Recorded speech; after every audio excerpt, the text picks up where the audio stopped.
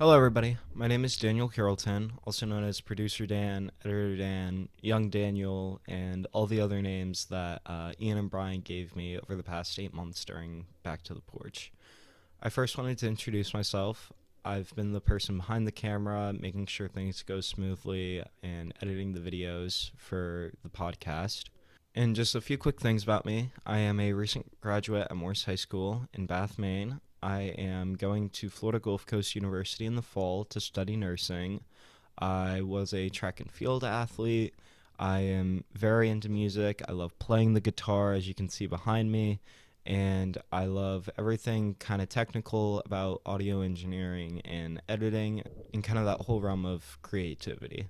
I wanted to tell a quick story about how this podcast came to be. So Brian emailed me back in November asking if I could come into school early the next day with a ... at the end of it. And of course I thought, what did I do wrong? So I showed my parents the email and they also thought the same thing, like, what did I do?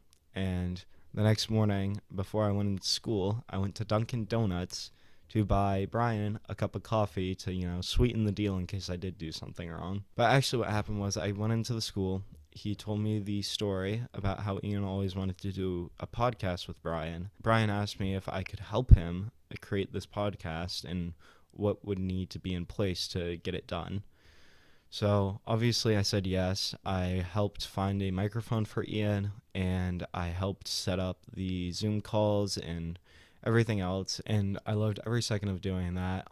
Getting to listen to Ian and just the stupid stories they told over the podcast and their conversations was really just amazing to be able to listen into and be able to help record. And it's really beautiful that people are going to be able to go back and listen to the videos that we recorded and listen in and just remember Ian for who he was, a very uplifting, giddy person, and an overall really nice guy. Another thing I wanted to mention was Ian, about 6 episodes in, created me and Brian shirts, and he was very happy about how they turned out, and I loved having it. I would wear it to every podcast we recorded, and I still have the shirt, and I will still be wearing it, so there's that for you, Ian. But yeah, I created this little montage of clips that I found to be funny and lighthearted, and I hope everyone enjoys, and thank you for watching Back to the Porch. Now, in Massachusetts, I know that the beer and wine selling is a little bit different than it is up here. Yeah. But there's a place up the street. You walk in, you turn left. There is the cooler full of the THC stuff. Mm-hmm. There's a cooler of your Powerades and such, and there's a shelf called Buzzball. Now, I sent you that. Have you? Did you write that? Where did that come from? The New York Times. Oh, okay.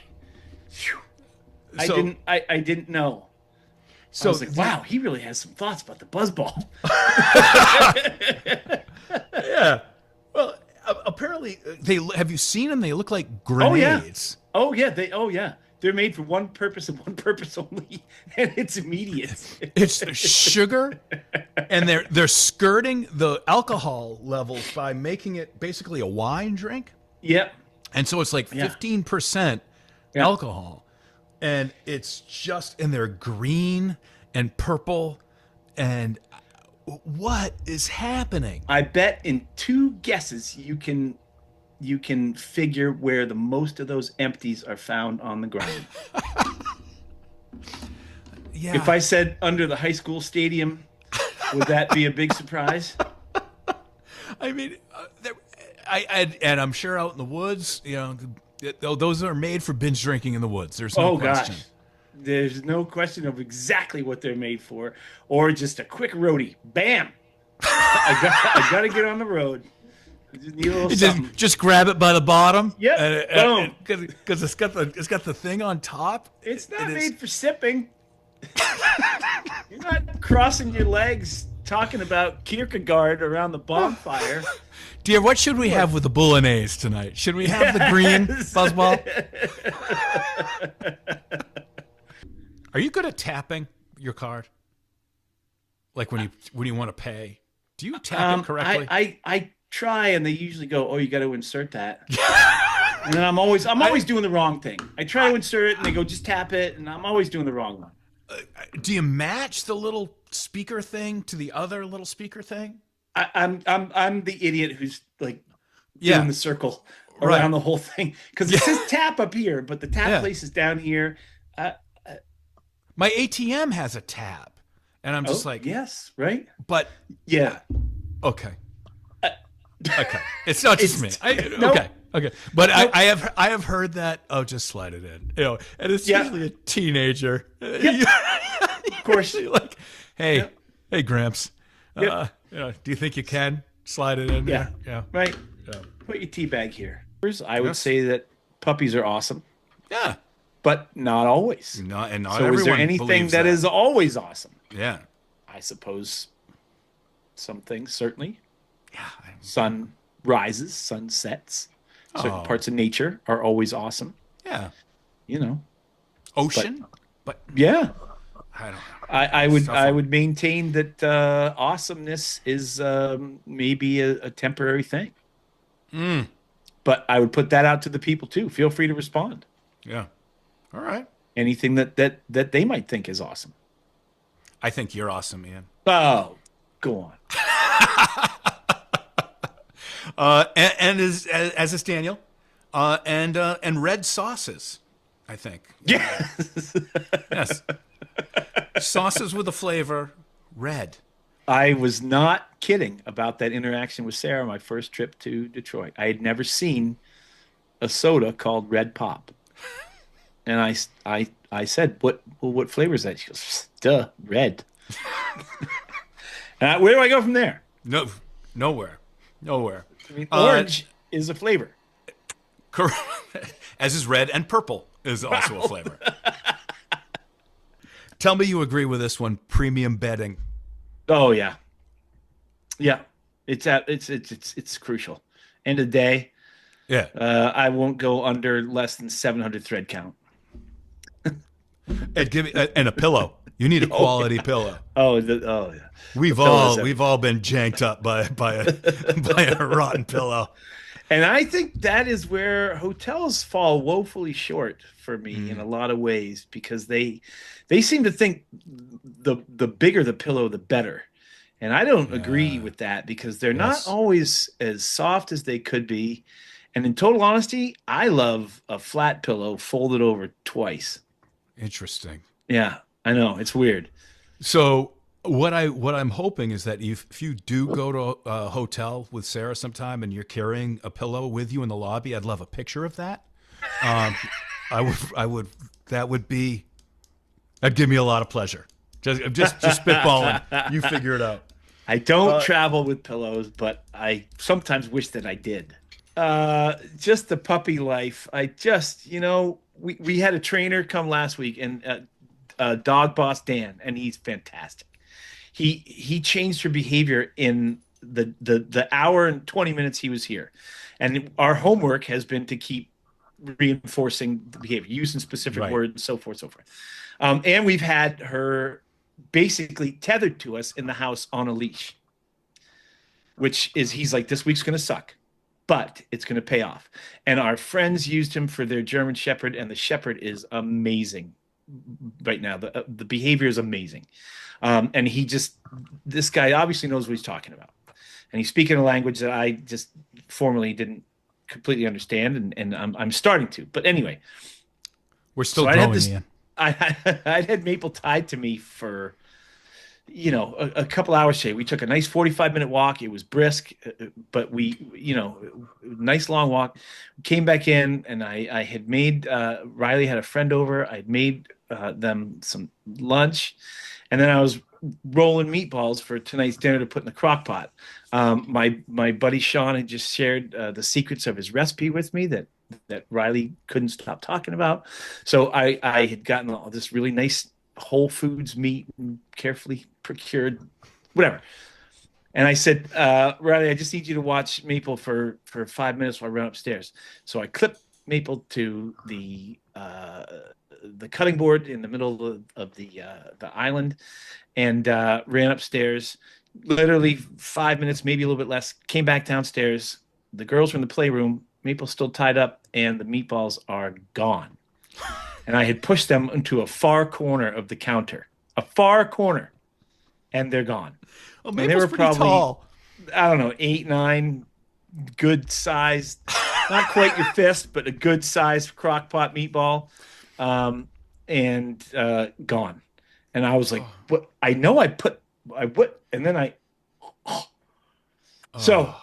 I expressed some disappointment, and I was ashamed to do it in front of Riley's friend because she's such a wonderful, wonderful kid, and Yep. I made sure she knew it had absolutely nothing to do with her, but I did express some disappointment in Riley not being able to watch the dog for 5 minutes after I had been tethered to her all day with a leash around my waist. It went right into the, it had a buffalo dip and it was like a cheesy base dip, and it Yeah, was yeah, it yeah. was a fantastic appetizer.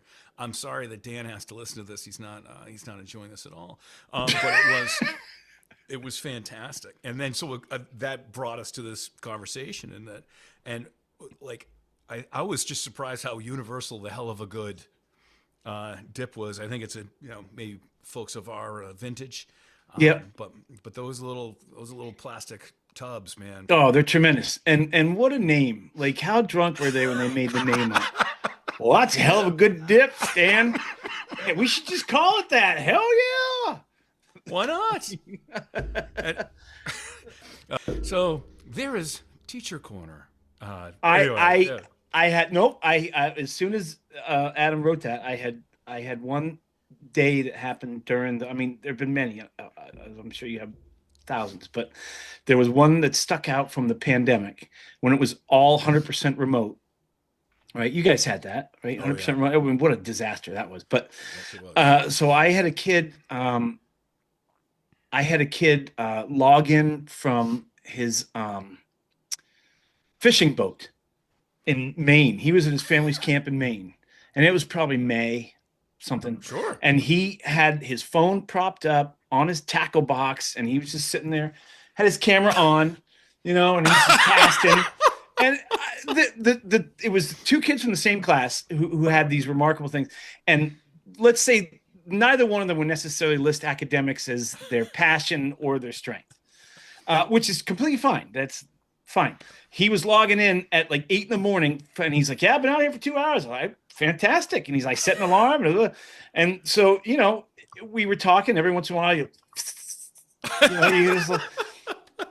and it was fantastic. And same class, there was a girl who logged in late. And then I was like, "Oh, hey, so-and-so, how's everything?" And she's like, "Oh, yeah, hang on just a second."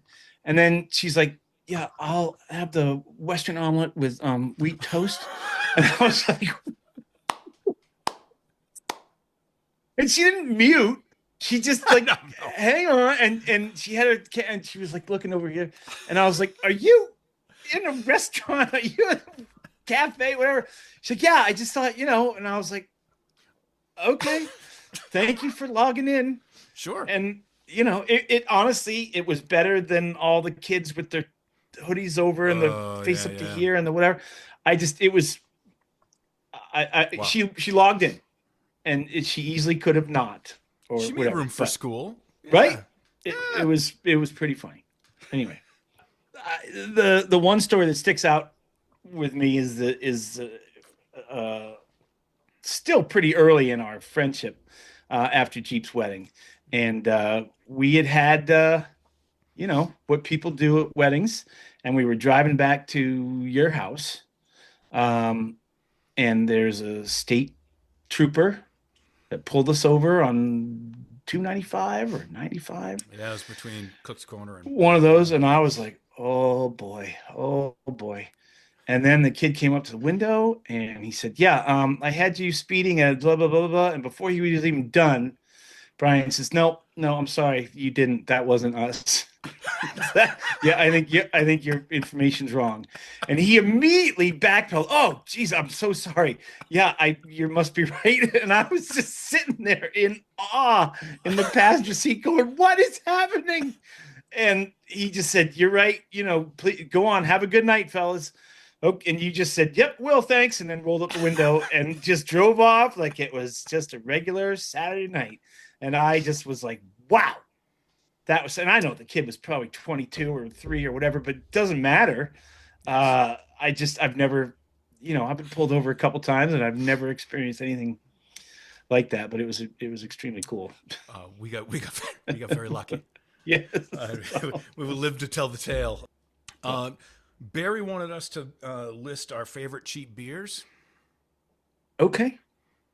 All right. Off the top of my head, PBR in a bottle is something that when it's cold, I enjoy it. I don't love it out of a can at all. Okay. I will drink it on tap if it's like some kind of happy hour special. And and I bet he's probably saying that because of the playoffs when he drank all the Coors that was in my fridge. Yeah. Which, And he just wanted to say banquet beer over and right, over and over again. he did, and I like it when it's cold. I do, and it completely, admittedly, I was like, I haven't had this in like 30 years, and then all the Yellowstone guys were drinking it, and I was like, well, I gotta try it again. And I had the first one, I think, with you on our way to a Sox game, and I did not really enjoy it. No. But then when I started drinking it really cold and really fast, I was like, all right, that's not bad. But I don't know why. I don't know why I would do it on a regular basis. Those Coors that he were drinking had probably been in there since June. Yeah. But I don't think they go bad. Coors, drink it really cold and really Right. fast. It's a fantastic tagline, I think. And you, what if you had to keep it under $10 a six pack or whatever? I always had good experiences with the Old Milwaukee. Really? I really did like that, and I think Schaefer with the beer. Schaefer. Having more than one. Oh gosh. And The then memories. I got to shout out the Jenny Cream, Genesee. You and Ben had that for a Yeah. while. You had that going on. Yeah. I don't mind Rolling Rock in a bottle either. The 33. Again, not in a can. No. And I don't even know if I've ever seen it on tap, but I wouldn't drink that on tap. In the reverse, I would drink Jägermeister on tap. But not Jägermeister, Yingling. Beg your pardon. I was gonna Yingling. say, No, yeah, that would be bad.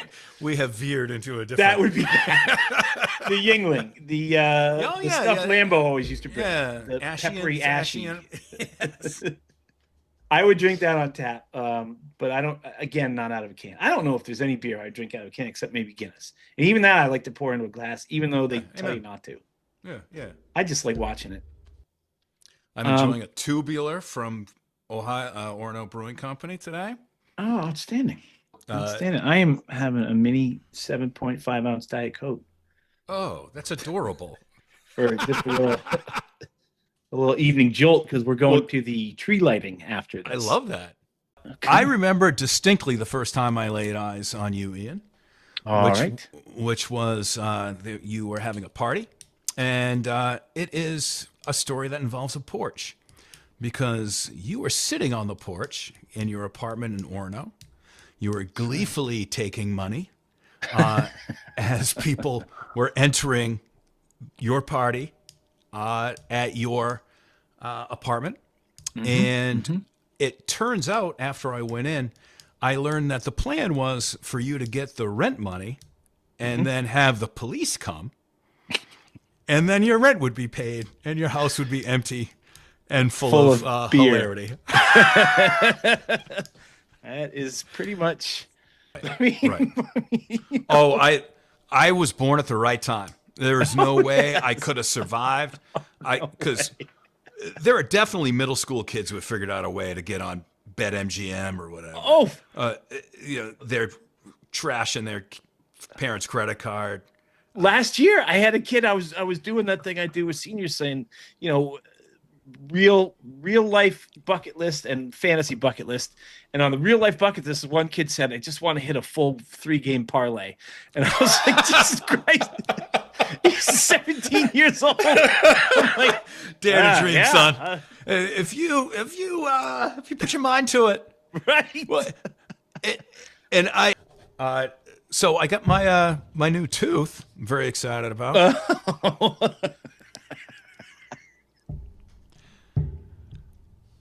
I had to get my tooth taken out in March. I Uh-huh. got it replaced. Remember, I sent you that X-ray Yeah, yeah. with like Keep going. This is good radio. with like the big old screw up in there. Yeah. So it only took 8 months and $7,000, and boom, I am now ready for GQ magazine. Can you think of anything else you'd rather spend $850 a month on? There's not a thing. I am so. I'd hate to have that money in my savings. No, that's silly. That would be dumb. I lost a crown a year ago, and I haven't had it put back on. Wow. How'd you lose it? Did you I don't swallow know. it? It came unglued or whatever. It was way in the back, and I just You didn't go back to the shop for that? it had been on for like a year or something. So I don't know. I just I don't know. It's not like raw. It's not sensitive. No, because it was like over another tooth that was like damaged. I don't know. You're a real man.